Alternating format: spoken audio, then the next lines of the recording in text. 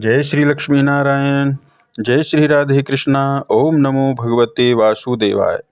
आज हम सुनेंगे माघ मास कथा के 24वें अध्याय की कथा।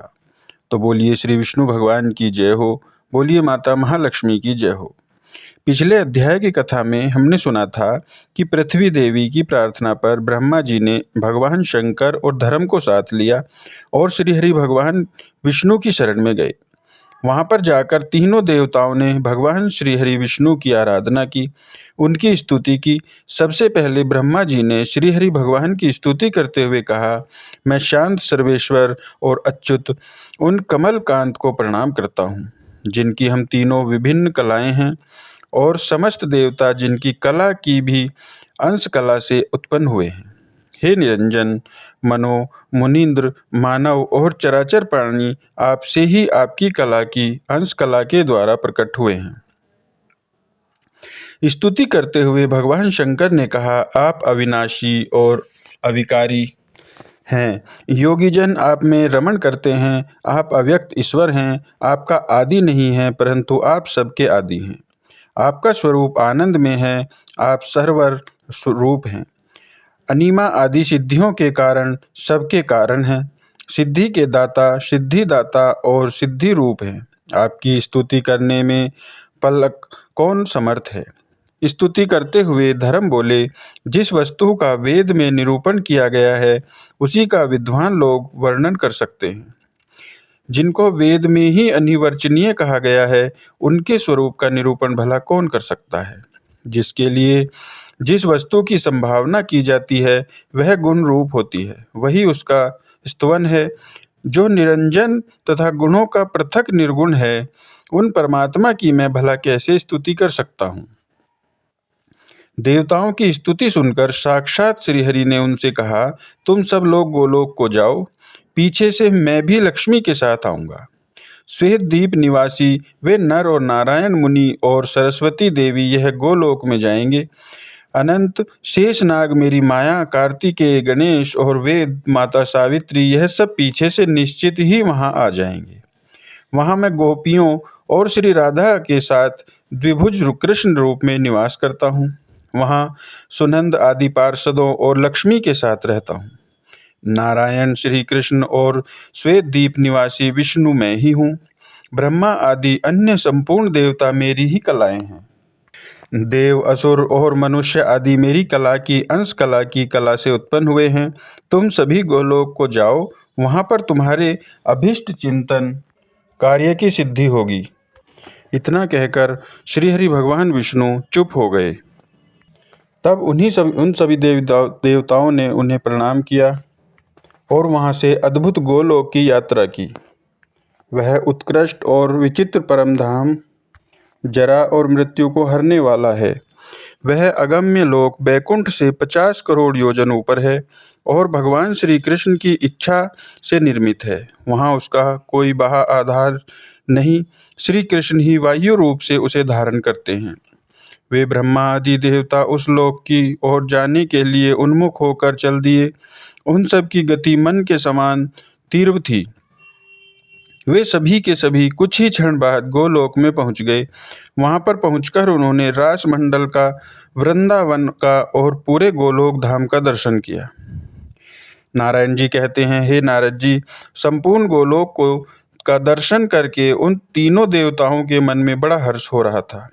फिर मैं श्री राधा के प्रधान द्वार पर आए देवताओं ने देखा कि उस द्वार पर रक्षा के लिए परम उत्तम वीर भानु की नियुक्ति हुई है। वे रत्नों के बड़े हुए सिंहासन पर बैठे हैं। रक्षा करते हुए द्वारपाल वीर भानु के पास सभी देवता जा पहुँचे और उन्होंने अपना सारा अभिप्राय निवेदन किया। तब द्वारपाल ने निशंक होकर उनसे कहा, हे देवगण, मैं इस समय आज्ञा लिए बिना आपको भीतर नहीं जाने दूंगा। हे मुने, इतना कहकर द्वारपाल ने श्री कृष्ण के स्थान पर सेवकों को भेजा और उनकी आज्ञा पाकर देवताओं को अंदर जाने की अनुमति दी। उससे पूछकर वे तीनों देवता दूसरे उत्तम द्वार पर गए और पहले से भी अधिक विचित्र, सुंदर और मनोहर था। हे नारद, उस द्वार पर नियुक्त हुए चंद्रभानु नाम के द्वारपाल दिखाई दिए। उनके शरीर की कांति श्याम थी। वे सोने की बेंत हाथ में लिए रत्नम आभूषणों से विभूषित हो रत्नम सिंहासन पर बैठे हुए थे। 5 लाख गौओं का समूह उनकी शोभा बढ़ा रहा था। उससे पूछकर देवता लोग तीसरे द्वार पर गए, जो दूसरे से भी अधिक सुंदर, विचित्र और मणियों के तेज से प्रकाशित था। हे नारद, वहां द्वार की रक्षा में नियुक्त सूर्य भानु नाम के द्वारपाल दिखाई दिए, जो 2 भुजाओं से युक्त मुरलीधारी किशोर श्याम और सुंदर थे। उनके दोनों गालों पर 2 मणि में कुंडल जलमला रहे थे। रतन कुंडलधारी सूर्य भानु श्री राधा और श्री कृष्ण के परम प्रिय और श्रेष्ठ सेवक थे। वे सम्राट की भांति 9 लाख गोपों से घिरे रहते थे। उनसे पूछकर जब देवता लोग चौथे द्वार पर गए, जो सभी द्वारों में विलक्षण, रमणीय और मणियों की दिव्य दीप्ति से उद्दीप्त दिखाई देता था, अद्भुत एवं विचित्र रतन समूह से जट होने के कारण उस द्वार की मनोहर और भी बढ़ गई थी। उसकी रक्षा के लिए वज्रराज वसुभानु नियुक्त थे। देवता लोग उनसे मिले। वे किशोर अवस्था के सुंदर और श्रेष्ठ पुरुष थे। हाथ में मणि में दंड लिए हुए थे। रमणीय आभूषणों से विभूषित होकर रतन सिंहासन पर बैठे थे। देवता लोग उनसे पूछकर 5वें द्वार पर गए। वह हीरे की द्वारों पर अंकित विचित्र चित्रों से अत्यंत प्रकाशमान दिखाई देता था। वहां पर वे देवभानु नाम के द्वारपाल से मिले, जो रतन में आभूषण धारण करके मनोहर सिंहासन पर बैठे थे। उनके मस्तक पर मोर पंख का मुकुट शोभा देता था। वे रत्नों के हार पर से अलंकृत थे। हे नारद जी, इस प्रकार सभी देवता एक एक द्वार पार करते हुए 11वें द्वार पर जा पहुंचे। वह 11वां द्वार अत्यंत विचित्र और अद्भुत था। वहां सुंदर चित्र अंकित थे।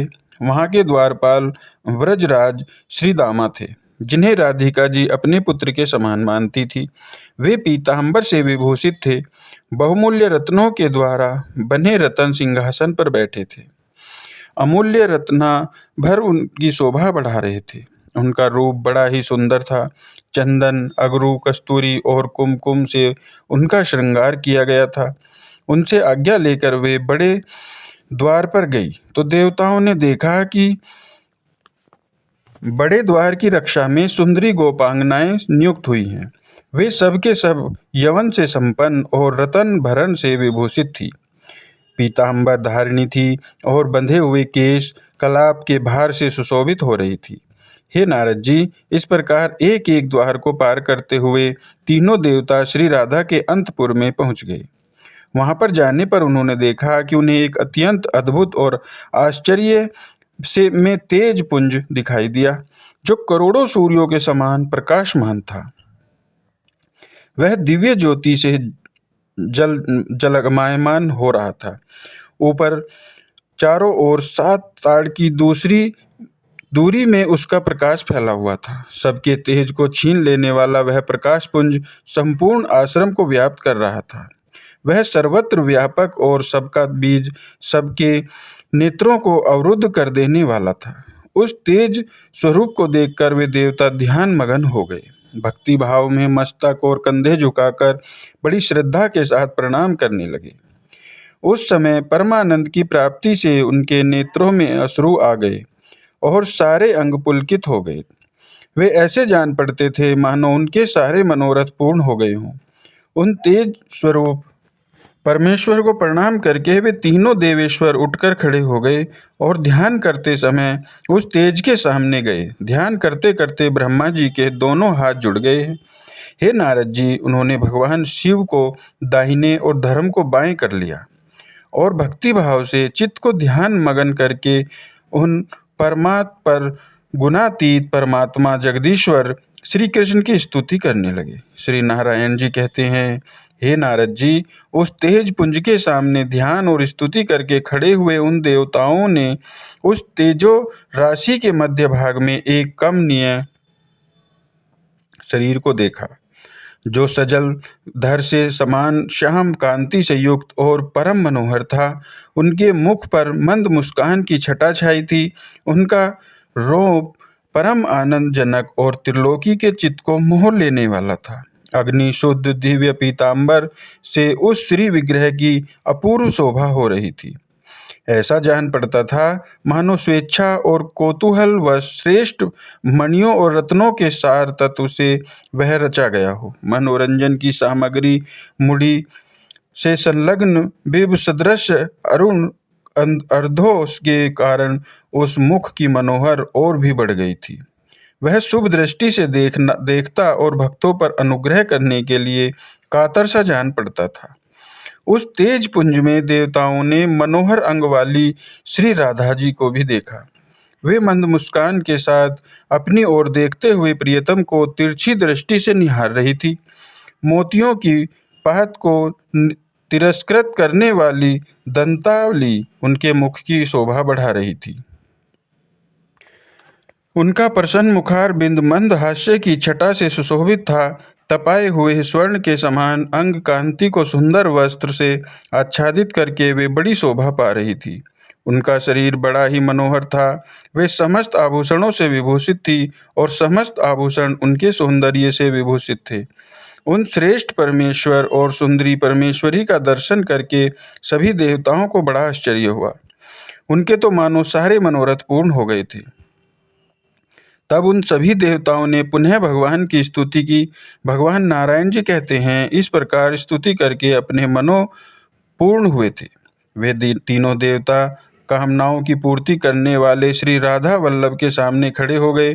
देवताओं की स्तुति सुनकर कृपा निधान श्री कृष्ण के मुखार बिंद पर मंद मुस्कान आ गई। वे उनसे हितकर और सत्य वचन कहने लगे। भगवान श्री कृष्ण ने सभी देवताओं से क्या कहा और उनकी समस्या का समाधान कैसे किया, यह हम अगले अध्याय में जानेंगे। आज के अध्याय की कथा को यहीं पर विराम करते हैं। श्री कृष्ण भगवान की जय हो। बोलिए श्री विष्णु भगवान की जय हो। बोलिए माता महालक्ष्मी की जय हो। बोलिए वृंदावन विहारी लाल की जय हो। बोलिए बांके बिहारी लाल की जय हो। बोलिए राधा